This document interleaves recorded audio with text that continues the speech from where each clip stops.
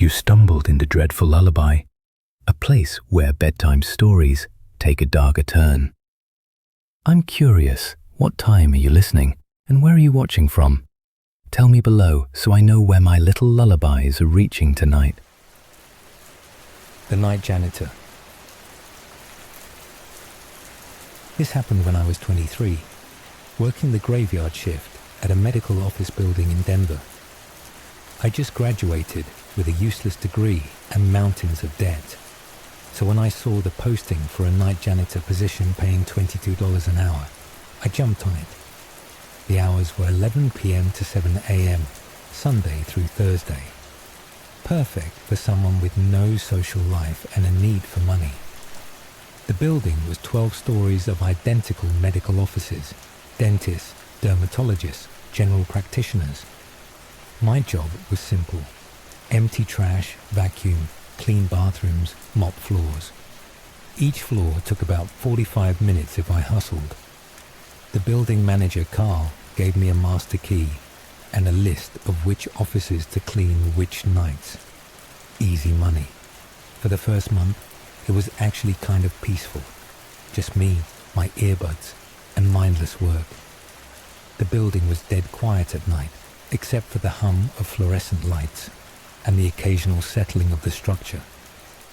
I'd worked my way from the top floor down, saving the lobby for last. The only weird rule was about the 6th floor. Carl had been very specific. Don't clean suite 612, ever. It's not on your list. The tenant handles their own cleaning. When I'd asked why, he just shrugged and said the tenant was particular about privacy. Fine by me, less work. But after a few weeks, I started noticing things about 612. The frosted glass door was the only one in the building with no nameplate, just the number. Light always seeped out from under the door, even at 3 a.m. And sometimes, when I was mopping the 6th floor hallway, I'd hear movement inside. Footsteps, chairs scraping, what sounded like multiple voices having muffled conversations. One night in November, curiosity got the better of me. It was around 2 a.m., and I was cleaning the bathroom across from 612. The voices inside were louder than usual, almost argumentative. I turned off my music and crept closer to the door. The voices stopped immediately, like someone had hit mute. Then I heard footsteps approaching the door from inside. I scrambled back to my cart, grabbed the mop, tried to look busy. The door to 612 opened, and a man stepped out. Middle-aged, wearing a janitor's uniform identical to mine. He looked at me with tired eyes and said, "You're new." "Started last month," I said, confused. I didn't know there was another janitor. He smiled sadly. "There isn't. Not anymore."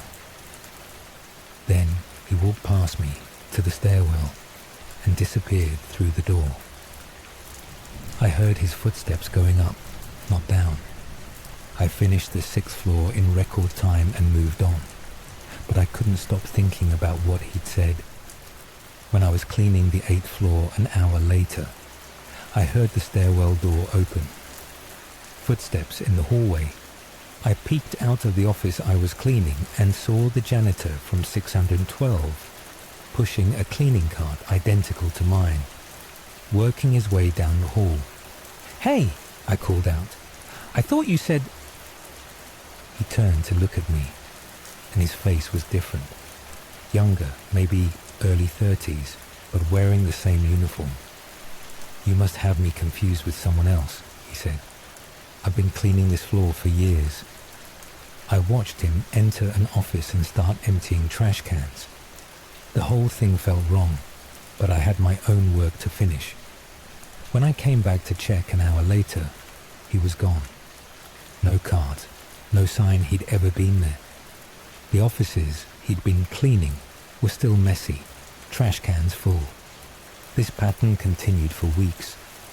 Every time I worked, I'd encounter janitors I'd never seen before, all wearing the same uniform, all claiming to have worked there for years. Sometimes they were old, sometimes young. Different races, different builds, but always that same tired look in their eyes. They'd clean for a while, then vanish. The work they did would be undone by morning. I started keeping track. Counted 17 different janitors over 3 weeks. Asked Carl about it, but he just looked confused. "You're the only night janitor," he insisted. "Has been that way for months." Then came the night I'll never forget. December 15, around 3:30 a.m. I was on the 4th floor when I heard my name being called from the stairwell. Not shouted, just spoken conversationally, like someone was having a discussion about me. I followed the voice up to the 6th floor. The door to 612 was wide open. Inside, I could see a break room. Tables, chairs, a coffee machine. And janitors. Dozens of them, all in uniform, sitting around like they were on break. All the faces I'd seen over the past weeks, plus more I didn't recognize. They were all looking at something on the far wall. Against my better judgment, I stepped inside. The janitors didn't react to my presence, just kept staring. I followed their gaze and felt my blood turn to ice. The wall was covered in ID badges, employee photos and names, all janitors dating back decades. In the center, circled in red marker, was mine. But the photo was wrong. It showed me older, grayer, with those same tired eyes. "That's your future," a voice said behind me. I spun around to find the first janitor I'd met, the middle-aged one. "We all started like you, young, needing money, working alone at night. But this building, it collects night workers, keeps us cleaning forever, even after we're gone." "That's insane," I said. He gestured to the room. "Look around. You think we're all here by choice? Some of us have been dead for years. Check the obituaries if you don't believe me. But every night we come back, clean our assigned floors, punch in, punch out, forever." I backed toward the door, but it had closed. The janitors were all standing now, moving closer. Their uniforms were clean but wrong. Some were styles from the 80s. Others had company logos that didn't exist anymore. "You can leave," the middle-aged janitor said. "Door's not locked, but you'll be back. We all come back. The building needs us, needs someone to keep it clean, keep it running. And night janitors, we're invisible. Perfect for collecting." I yanked the door open and ran. Took the stairs 3 at a time, burst out of the building into the freezing December air, drove home without looking back, called Carl from my apartment, and quit on the spot. He wasn't happy, but I didn't care. I found a day job within a week. Retail, terrible pay. But I needed to be around people and sunlight. Tried to forget about the building, about 612, about the janitors who couldn't leave. But last month, I was driving past the building late at night. Couldn't help but look up at the 6th floor.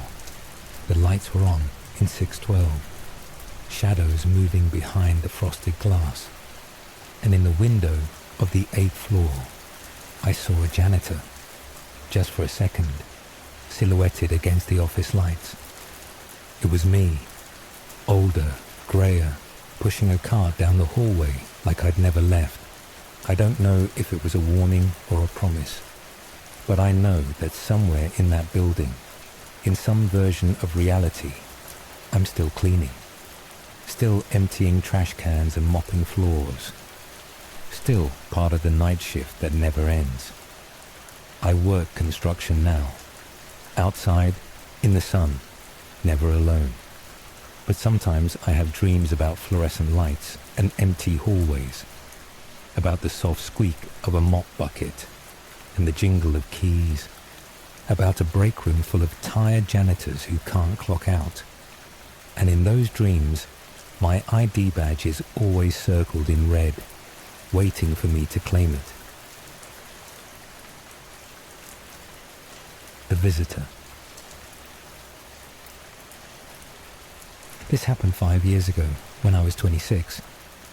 My husband Tom and I had just moved into our first house, a little ranch-style place in the suburbs of Columbus, Ohio. 3 bedrooms, 2 baths, and a big backyard that backed up to a wooded area. We were so proud, so excited to finally have our own space after years of cramped apartments. The first few months were blissful. We painted rooms, planted a garden, got a puppy named Rosie. Tom worked days as an electrician while I worked nights at the hospital as a nurse. It wasn't ideal, but the offset schedules meant someone was always home with Rosie, and we needed both incomes for the mortgage. It started in October. I was getting ready for my shift around 10 p.m. when Rosie started growling at the sliding glass door that led to the backyard. Not her usual alert bark when she saw a squirrel, but a low, continuous growl I'd never heard from her before. The back porch light was on, but I couldn't see anything unusual in the yard. "What is it, girl?" I asked. But she just pressed herself against my legs, still growling. I flipped on all the outside lights and peered through the glass. Nothing, just our yard and the dark tree line beyond. But Rosie wouldn't calm down until I closed the curtains. Even then, she spent the rest of the evening glued to my side, ears back, occasionally whimpering. When Tom got home the next morning, I mentioned Rosie's behavior. He figured it was probably a coyote, or maybe a deer. We'd seen both in the neighborhood before. He promised to check the yard when he got up, maybe put up a motion light to scare off whatever wildlife was spooking the dog. But when he checked that afternoon, he found something odd. Scratches on the sliding door, about 5 feet up. 4 parallel lines, too high for Rosie, too deliberate to be accidental. And in the flower bed below, a single footprint, human-shaped but wrong. Too long, with what looked like claw marks at the ends of the toes. We told ourselves it was kids playing pranks. Halloween was coming up, after all. Tom installed a motion light and a security camera aimed at the back door. I started leaving more lights on when I left for work. Rosie remained anxious, especially at night. The next incident was a week later. I'd just gotten home from my shift around 7:30 a.m., exhausted after a particularly rough night in the ER. Tom had already left for work. I let Rosie out back for her morning bathroom break and went to change out of my scrubs. When I came back 5 minutes later, Rosie was at the door, pawing frantically to get in. She shot past me the second I opened it and hid under the kitchen table. In the yard, right in the middle of our lawn, was another footprint. Fresh in the morning dew, pointing toward the house. I checked the security footage. At 7:27 a.m., while I was changing, something had crossed the yard. The camera caught maybe 2 seconds of movement. Pale, hunched, moving on all fours but wrong.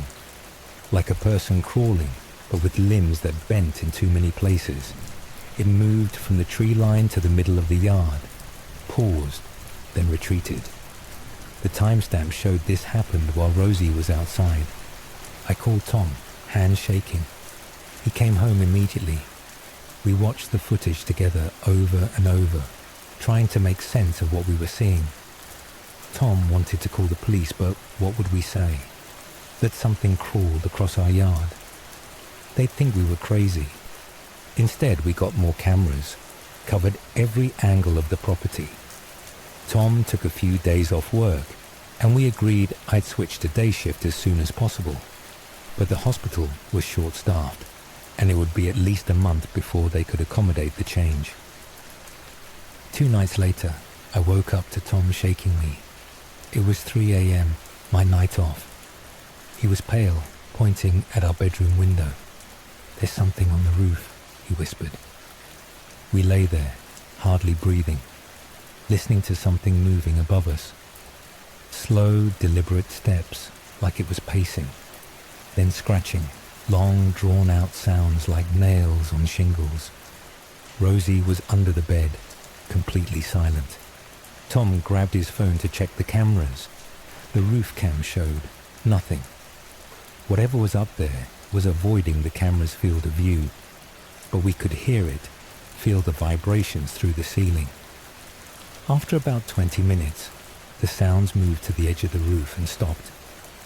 In the morning, we found more scratches. On the siding, around our bedroom window, on the roof tiles, always in sets of 4. The pattern was deliberate, almost artistic, like something was marking territory. We stayed with Tom's parents for a few days after that. Told them we were having the house fumigated, but we had to go back eventually. We couldn't afford a hotel, and we couldn't explain why we were really scared. Who would believe us? The night we returned, we found a pile of small animals on our back porch. Mice, birds, a squirrel, all arranged in a neat circle, all with their necks broken. In the center was a note, written in mud on a piece of bark, "Thank you for the dog." We packed up Rosie and left immediately. Stayed in our car in a Walmart parking lot while we figured out what to do. But here's the thing about mortgages. You can't just walk away. We had all our money tied up in that house. We had to go back.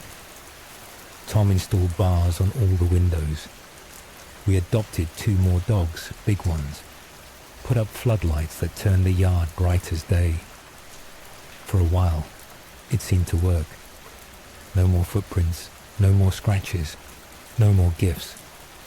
We started to relax, even joked about our raccoon problem. Then I came home from a shift to find Tom sitting on the front porch with all 3 dogs, pale and shaking. He showed me his phone, a video from our bedroom camera, time-stamped from an hour earlier. The bedroom window was open. We always kept them locked now. Something pale and skinny was folding itself through the opening, limbs bending in ways that made my stomach turn. It crawled across our bedroom ceiling like a spider, hung above our bed for a full minute, then retreated the way it came. The window closed behind it. It was inside, Tom kept saying. It can get inside whenever it wants. We left that night and never went back. Walked away from the mortgage, ruined our credit, moved in with family. Everyone thought we were crazy, throwing away our dream home over what? We couldn't explain. How do you tell people that something inhuman has decided it likes your house, your yard, your life? The bank foreclosed 6 months later. I check the real estate listings sometimes. The house has been sold 3 times in the 5 years since we left. Never stays occupied for more than a few months. The listings always mention motivated sellers and price reduced. Last year, Tom found a forum online for people with similar experiences. Pale crawlers, they're called. Nobody knows what they are. Some say they're cave dwellers that got displaced by development. Others think they're something older, something that was here before us. All I know is they're real, they're smart, and once they choose a territory, they don't leave. We rent an apartment now, 3rd floor, in the middle of the city. No yard, no trees, no sliding glass doors. Rosie's getting older, but she's still nervous at night, still checks corners before entering rooms. We've never talked about having kids. How could we, when we know what's out there, when we know how easily it can get inside? Sometimes I dream about the house. In the dreams, I'm walking through our old backyard at night, following footprints in the dew. They lead to the tree line where something pale waits on all 4s, smiling with too many teeth. It speaks in Tom's voice. Tells me it's kept my room just how I left it. Says it's been waiting for me to come home. I always wake up before I follow it into the trees. But each time, I get a little closer. Each time, it gets a little harder to remember why I shouldn't go. The apartment is safe. The city is safe. We're safe. We're safe. We have to be. The duplicate. This happened 3 months ago, and I'm still trying to make sense of it. I work as a software developer in Austin, Texas, mostly from home since the pandemic. I live alone in a one-bedroom apartment downtown, 15th floor. Decent view of the city. My life is routine. Wake up, code, meetings, gym, sleep, repeat. Boring but comfortable. It was a Thursday in August when things went sideways. I just finished a sprint review and decided to grab lunch from the taco place downstairs. Took the elevator down, walked through the lobby. Normal day. But when I got to the restaurant, the girl at the counter looked confused. "Back already?" she asked. "You forget something."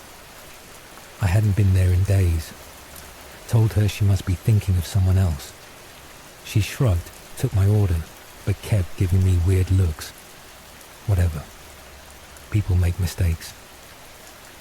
On the way back to my apartment, the security guard did the same thing. "That was quick," he said. I just smiled and nodded, figured he was confused too. But when I got to my door, my key wouldn't work. The lock had been changed. I could see fresh scratch marks on the metal. I was about to call the building manager when the door opened from inside, and there I was, standing in my doorway, wearing my clothes, holding my coffee mug with the Python logo. Same face, same build, same everything. We stared at each other for what felt like hours, but was probably 3 seconds. "You're early," the other me said. Then I closed the door in my face. I stood in that hallway for God knows how long, trying to process what I'd just seen. Finally, knocked again, harder. No answer. Called my own phone from my cell. It rang inside the apartment, but nobody picked up. I could hear movement inside, drawers opening, footsteps. My footsteps, but not mine. Building management didn't believe me. Why would they? I was clearly standing right there, not locked out of my apartment. The security footage proved it. There I was, entering my apartment an hour ago, no problems. They threatened to call the police if I didn't stop harassing the tenant. I spent that night in a hotel, mind racing. Carbon monoxide poisoning, psychotic break, elaborate prank. None of it made sense. The next morning, I went back to the building. The security guard waved at me cheerfully. "Morning, Mr. Chen. Forgot your gym bag yesterday." He held up a bag, my bag, the one I'd left in my apartment. I took it numbly, went to a coffee shop to think. Inside the bag were my gym clothes, my wallet, which I already had in my pocket, and a note in my handwriting. "Stop coming back. It's not your turn anymore." I tried calling work, but my boss said I'd been online all morning, crushing code reviews. Checked my GitHub, commits from that morning, my username, code that looked like mine, but that I hadn't written. My life was continuing without me. For a week, I followed myself, watched from across the street as I went to my gym, worked from my favorite coffee shop, met friends for drinks. It was me, but better, more confident, more social, smiled more. My friends didn't notice anything wrong. Why would they? He was me, just improved. I tried confronting him again outside the gym. Bad idea. He saw me coming, stepped into an alley. When I followed, he was waiting. "I'm not stealing your life," he said with my voice. "I'm borrowing it, just for a while." "Who are you?" He laughed. My laugh, but colder. I'm you, just not from here. My world got complicated. Needed somewhere to lay low. Your life was perfect. Simple, isolated, routine. Nobody looks too close. You can't just take my life. I'm not taking it. I'm maintaining it. Your job's getting done. Your bills are paid. Your friends think you're fine. Better than fine. I fixed. There's that bug in the authentication system you've been putting off. Sarah from the 3rd floor finally agreed to that date you've been too scared to ask for. Sarah. I had been meaning to ask her out. How long? I asked. Few more weeks. Maybe a month. Then I'll move on. Find another life to borrow. You can have yours back. Improved even. I'm a better you than you are. I tried to grab him, to fight, but he moved like he knew what I was going to do before I did it. Because he did. He was me. Don't make this difficult, he said, straightening his shirt. There are worse versions of me out there. Ones that don't give lives back. Be grateful you got the polite one. He left me in that alley. I tried everything. Police, no crime committed. Lawyers, no case. Even a private investigator who found nothing suspicious. I was a ghost in my own life, watching someone else live it better. So I adapted. Got a cash job at a warehouse. Rented a shitty room across town. Kept tabs on my life from a distance. He was right. He was better at being me. Got promoted. Started dating Sarah. Even called my mum more often. It hurt to watch, but what could I do? Last week, I was walking past my old building when I saw him leaving. He made eye contact, nodded toward the alley. I followed, heart pounding. Time's up, he said. Thanks for the loan. That's it? You're just leaving. Timeline's getting unstable. Too many versions of us in one place. Plus, Sarah's getting serious. That's a complication I don't need. He handed me my keys, my wallet, a folder. Everything you need is in there. Passwords, work notes, even conversation summaries so you don't seem weird. Try to keep the improvements I made. Wait, I called as he walked away. How many of you, us, are there? He turned back, smiled sadly. Every choice creates a branch. Every branch creates a world. And sometimes, when things go wrong in those worlds, we jump. Right now, in this city alone, probably dozens. Living borrowed lives, being better or worse versions of ourselves. How do I know you're really gone? How do I know I'm the real me? You don't, he said. None of us do. We're all just versions, trying to find a life that fits. Enjoy yours. I made it better. He walked around a corner and vanished. Not metaphorically. I followed immediately, and he was just gone. I moved back into my apartment that night. Everything was exactly as I'd left it, but cleaner, more organized. There were notes everywhere in my handwriting, catching me up on 3 months of improved life. Sarah and I are still dating. She mentions sometimes that I seemed different for a while, more confident, more focused. I just smile and say I was going through some stuff. She has no idea how true that is. But here's what keeps me up at night. If he could take my life so easily, if there are dozens of versions of us jumping between worlds, borrowing lives, how do I know I'm the original? How do I know I'm not just another version who jumped here so long ago I forgot? I check the mirrors sometimes, looking for signs I'm not who I think I am. I leave hidden notes for myself, make sure my handwriting stays consistent. But would I even know if another me took over? Would anyone? Last night, I saw someone who looked like me at the coffee shop. Same face, same clothes, but something in the eyes was different. Tired, desperate. He saw me looking and quickly left. I didn't follow. Maybe I should have. Maybe he needed help. Or maybe he was looking for a life to borrow. I've started leaving my apartment door unlocked sometimes, just in case there's a version of me out there who needs it more. Who could do better? Who could be the me I'm supposed to be? Because if the other me was right, if we're all just versions trying to find where we fit, then maybe the best thing I can do is be ready to step aside when a better me comes along. The note he left had one last line I didn't mention before.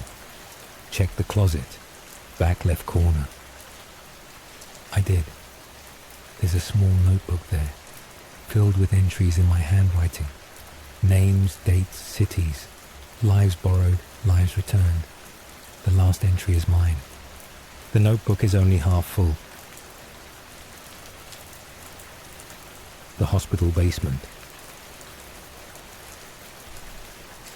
This happened when I was 25, during my urban exploration phase. My friend Malik and I had a YouTube channel where we'd explore abandoned buildings. Nothing special, maybe a few thousand subscribers. But we loved the thrill of discovering forgotten places. We'd done factories, schools, old houses. But in September 2021, we found out about Riverside Psychiatric Hospital in Pennsylvania, abandoned since the 90s. Riverside was legendary in the Urbex community.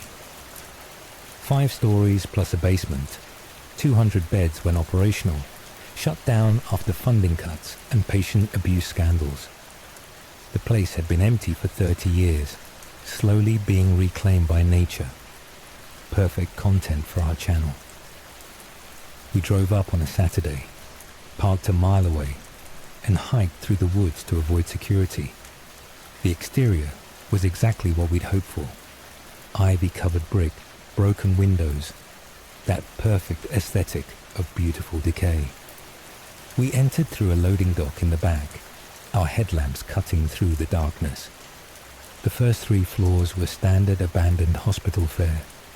Peeling paint, collapsed ceilings, old medical equipment scattered around. We filmed everything, narrating in hushed voices about the history, the architecture, the tragedy of mental health funding. Found some cool stuff. Patient files from the 80s, old medications, a therapy room with padded walls still intact. It was when we found the basement access that things changed. The door was different from the others. Heavy steel with multiple deadbolts, all locked from the outside. Someone had spray painted "Do Not Enter" across it in red. But the locks were rusted, and Malik had bolt cutters. "This is gold," he whispered, camera ready. "Nobody's been down here in decades." The stairs descended into absolute blackness. Our light seemed weaker down there, swallowed by the dark.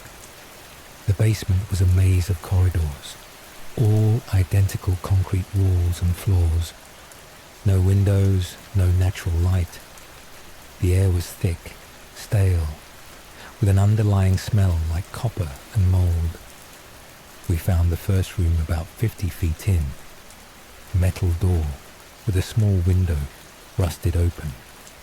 Inside was what looked like an old operating room, but wrong. The table had restraints at odd angles, instruments I couldn't identify. The walls were covered in scratch marks, deep gouges in the concrete. Malik filmed while I tried not to think about what had happened here. "Probably ECT," Malik said, trying to sound clinical. "Electroshock therapy. They did some dark stuff in these old hospitals, but I'd researched Riverside extensively. They'd never done ECT here. This equipment was something else." We pushed deeper, finding more rooms. Each one stranger than the last. A room with mirrors on every surface, including the floor and ceiling. A room with dozens of mannequins arranged in a circle, all facing the center. A room that was completely empty, except for a single child's shoe in the exact center of the floor. Then we heard the singing, faint at first, echoing through the corridors, a woman's voice, humming a lullaby. We froze, lights whipping around, trying to locate the source. The sound seemed to come from everywhere and nowhere. Security? I whispered. Malik shook his head. Security doesn't sing lullabies in abandoned basements. We should have left then. Every instinct screamed to run. But we were young and stupid and thought we were brave. We followed the sound deeper into the maze. The singing got louder, clearer. Multiple voices now, harmonizing. Men, women, children, humming the same haunting melody. We turned a corner and found the source. A large room. Maybe a communal area once. In the center, arranged in a perfect circle, were people. Patients, by the look of their rotted hospital gowns. They sat cross-legged, holding hands, heads tilted back, singing. Here's the thing. They were long dead, mummified by the dry air, skin like leather, empty sockets where eyes should be, but their mouths moved, their chests rose and fell. They sang. Malik raised his camera with shaking hands. Through the viewfinder, the scene was even worse, because the camera picked up things our eyes didn't. Shadows moving behind the corpses, tall, thin shapes that weren't quite human, puppeting the bodies like marionettes. One of the corpses turned its head toward us. The singing stopped. "You're early," it said in a voice like grinding stone. "The show isn't until midnight." They all turned then, those eyeless faces tracking our movement. One by one, they stood up, movements jerky and wrong. The shadows behind them became clearer. Elongated figures with too many joints, faces that were just suggestions of features. We ran, sprinted back the way we came, chased by the sound of bare feet slapping concrete and that horrible humming starting again. The corridors that had seemed straightforward now twisted and turned. Doors we'd passed were gone, new ones appeared. The basement was changing, rearranging itself. Malik tripped over something in the dark. I grabbed him, pulled him up, and we kept running. Behind us, the singing grew louder, more voices joining the chorus. Not just the corpses now, but the walls themselves, the pipes, the very air humming that terrifying lullaby. We burst through a door and found ourselves in a room we hadn't seen before. Beds lined the walls, each occupied. The bodies here were fresher, months, not decades. Each one had a camera or phone clutched in dead hands. Urban explorers like us, all arranged peacefully, eyes closed, slight smiles on their faces. They stayed for the show, a voice said behind us. We spun around. One of the shadow figures stood in the doorway, barely fitting through the frame. Up close, I could see it wasn't solid. More like smoke, given form, constantly shifting and reforming. Midnight show's been running for 30 years, it continued. Ever since they locked us down here, sealed us in with the special patients, the ones they couldn't fix, couldn't kill, couldn't understand. We got lonely, started putting on performances for ourselves, but an audience, that makes it so much better. Malik was hyperventilating. I grabbed his arm, back toward the far wall. The shadow figure didn't move to stop us, just watched with its not quite face. "You can leave," it said. "Doors that way. But you'll be back." They all come back. The song stays with you, you see, burrows into your brain. And every night at midnight, you'll hear it, feel it calling you home. It stepped aside, gesturing down the corridor. We ran again, not trusting, but having no choice. Miraculously, the path was straight this time. We found the stairs, scrambled up, burst through the steel door into the hospital proper, kept running until we were outside, in our car, miles away. We never posted the footage. Malik deleted it all, said he never wanted to think about Riverside again. We stopped exploring after that, let the channel die, tried to return to normal life. But the shadow figure was right about one thing. The song stayed with us. Every night at midnight, I hear it. That lullaby, humming from inside my walls. Malik hears it too. We've compared notes.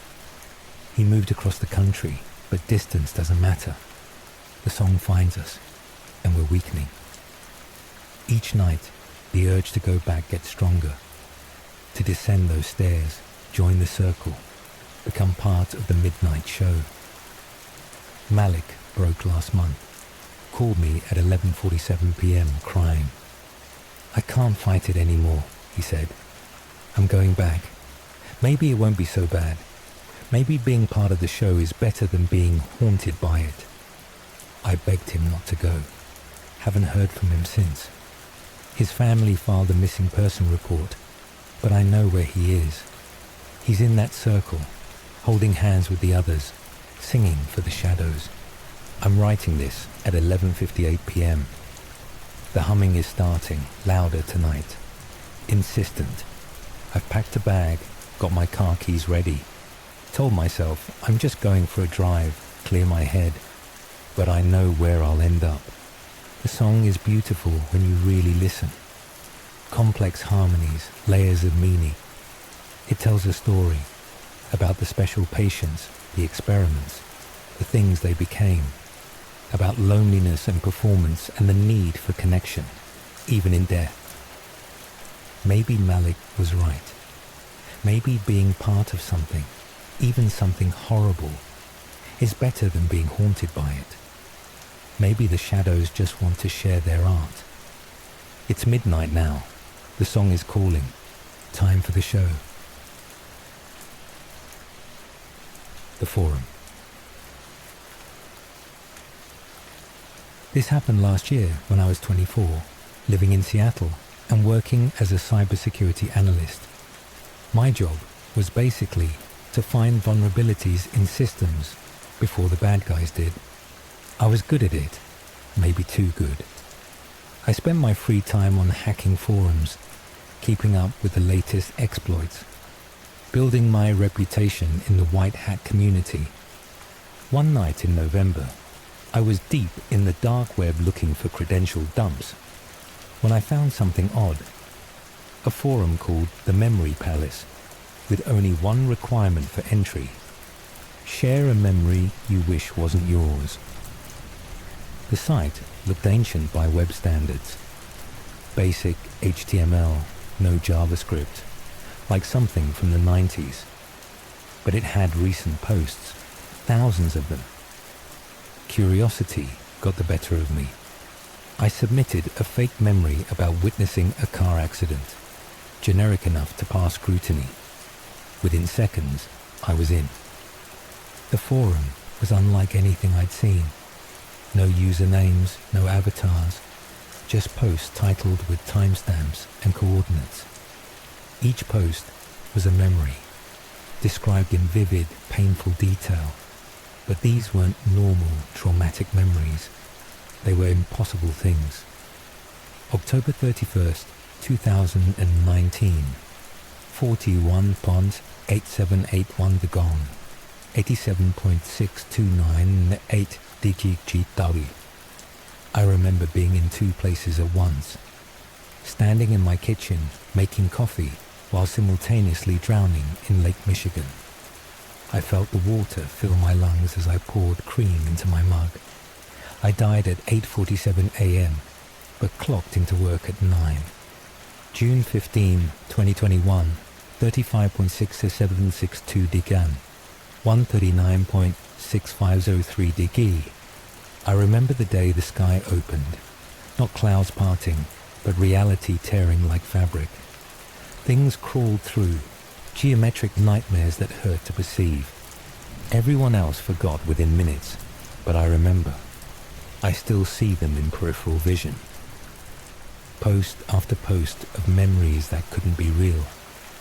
People remembering their own deaths, parallel lives, encounters with entities that violated physics, all written with the clarity of genuine recollection, full of sensory details that fiction rarely captures. I was fascinated. Started spending hours on the forum, cataloguing posts, looking for patterns. The coordinates were real places. I mapped them. Clusters around major cities, but also remote locations. No clear pattern. The timestamps went back years, but the server logs showed the forum had only existed for 6 months. Then I found my own memory. March 15, 2018, 476062 Digging 122-3321 DPDU. I remember the break-in. 2 men in ski masks. The taller one had a tattoo on his wrist, a snake eating his tail. They tied me to my desk chair, searched my apartment for something, kept asking about the forum. I told them I didn't know what they meant. The shorter one believed me, wanted to leave. The tall one didn't. I remember the knife, the questions, the way sound faded as I bled out. I remember dying at 3:33 a.m. My blood went cold. Those were my coordinates. My apartment. March 15, 2018. I'd been living there, but nothing had happened. No break-in, no death. I was obviously still alive. But the details, I could see it. Feel the zip ties on my wrists. Taste copper in my mouth. It felt like a memory, not imagination. I tried to trace the post. Hit wall after wall of encryption. Routing that made no sense. The data seemed to originate from nowhere, exist nowhere. Yet here it was on my screen. I dug deeper into the forum's code and found something that made me question my sanity. The forum wasn't hosted on any server. The data wasn't coming from any IP address. It was somehow being generated by the act of observation itself. Quantum computing taken to an impossible extreme. The memories existed because we read them, and by reading them, we made them real. I should have stopped there, should have closed my laptop and never looked back.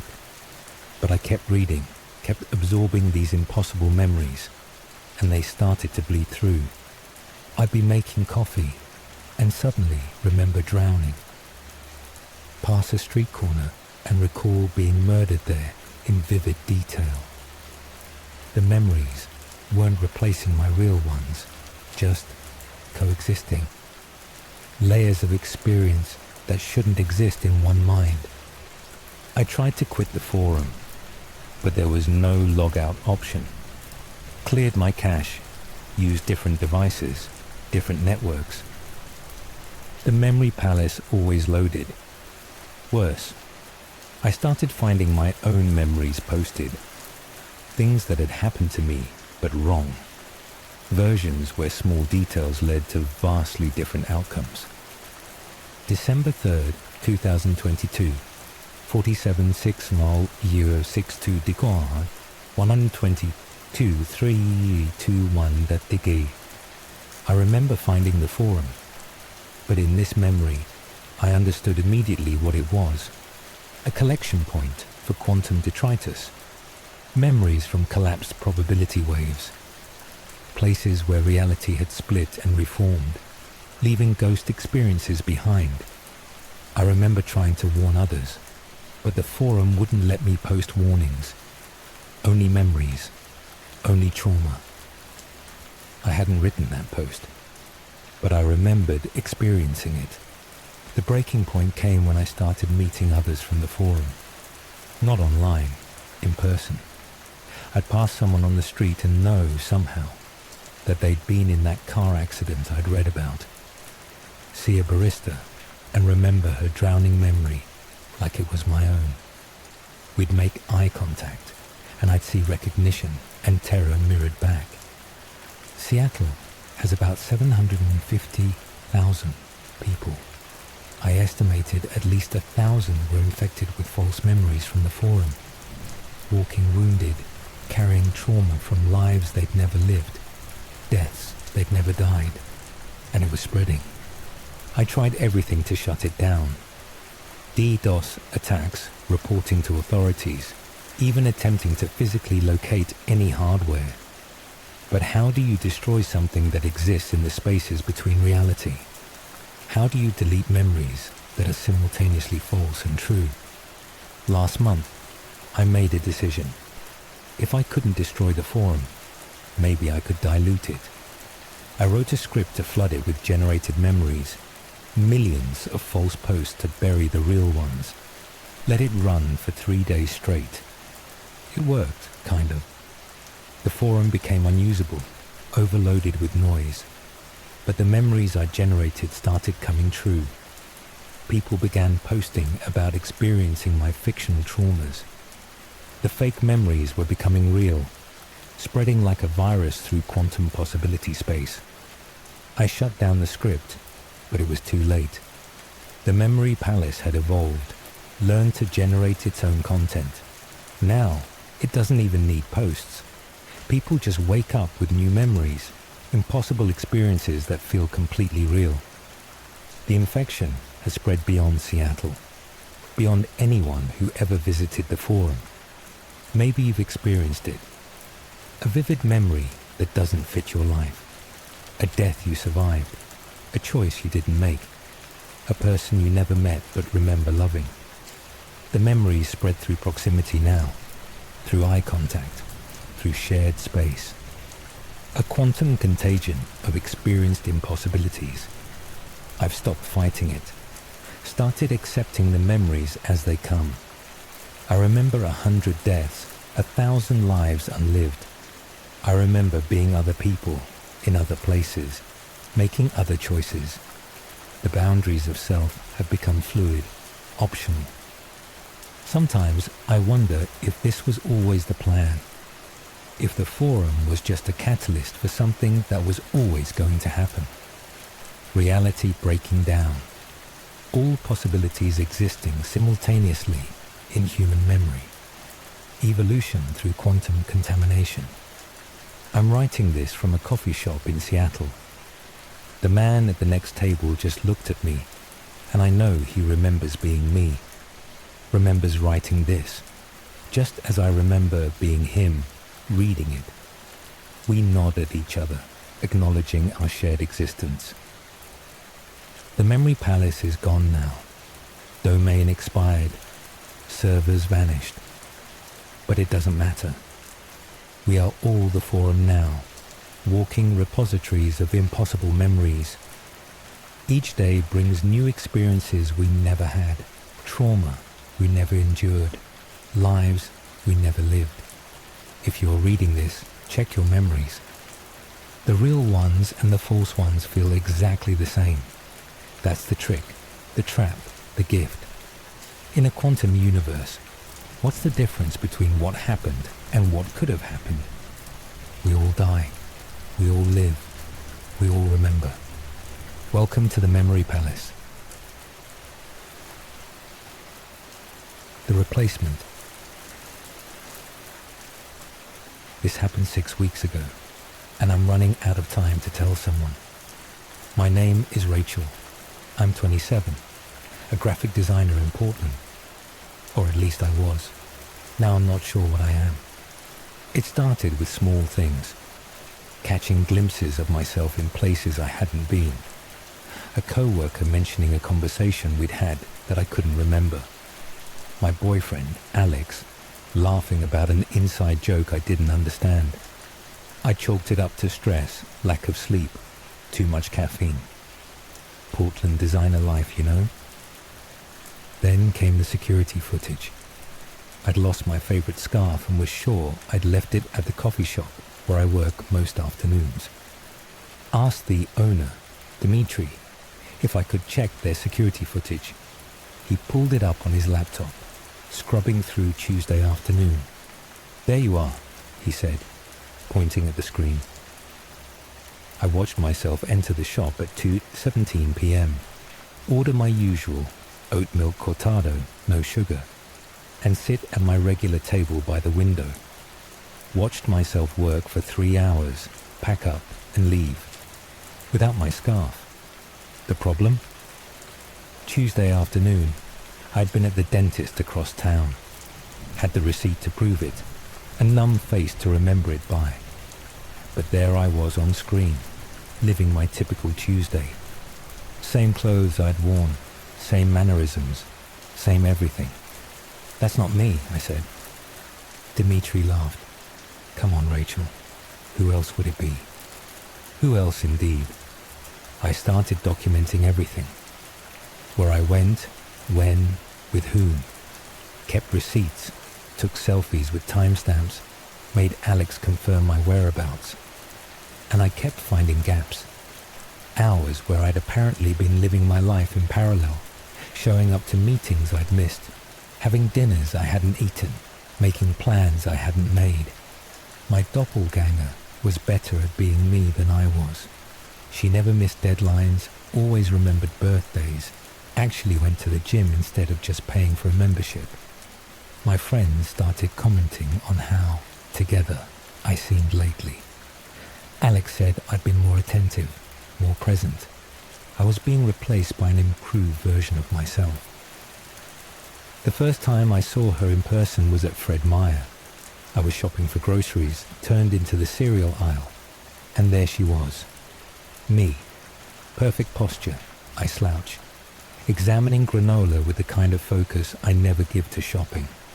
She was wearing an outfit I'd bought but never worn, too put together for my usual style. We made eye contact. She smiled sadly and mouthed, "I'm sorry," before turning and walking away. I stood frozen, watching myself disappear around the corner. When I finally followed, she was gone. That night, I tried to tell Alex, showed him the security footage, my documentation, everything. He listened patiently, then held my hands. "Babe," he said gently, "you've been under a lot of stress. Maybe we should talk to someone." "I'm not crazy," I insisted. "There's another me. She's taking over my life." His expression was careful, concerned. "Rach, you told me about this yesterday. We had this exact conversation. You showed me the same footage. Don't you remember?" I didn't remember, but in his eyes, I saw the truth. He'd already had this conversation, just not with me. I started following her, called in sick to work. They were confused. I'd apparently already been there that morning, and staked out my own life. Watched her go to my office, meet my clients, nail presentations I'd been dreading. Watched her have lunch with my sister, who laughed more than she ever did with me. Watched her meet Alex after work, saw how his face lit up in a way it hadn't for months. She was me without the depression, me without the anxiety, me without the self-doubt and procrastination and all the little failures that make up a life. She was the Rachel everyone wished I could be, including me. I confronted her that night, waited in my own apartment. She'd been staying with Alex more anyway, until she came to get more clothes. She didn't seem surprised to see me. "How long?" I asked. She sat on the bed, my bed, and sighed with my voice. 6 weeks, since the night you wished you could be someone else, someone better. That was just, I was drunk, depressed. I didn't mean, but you did mean it, with every part of you, and something heard. She looked at me with my eyes, full of pity. "I'm not stealing your life, Rachel. I'm living the life you couldn't. The one where you make the right choices, say the right things, be the person everyone needs you to be." "It's my life," I said weakly. "Is it though? When was the last time you felt like you were really living it? When was the last time you didn't wish you could disappear and let someone competent take over?" I couldn't answer because she was right. I'd been failing at my own life for years, letting people down, letting myself down. And here was a solution, a better me to take the wheel. "What happens to me?" I asked.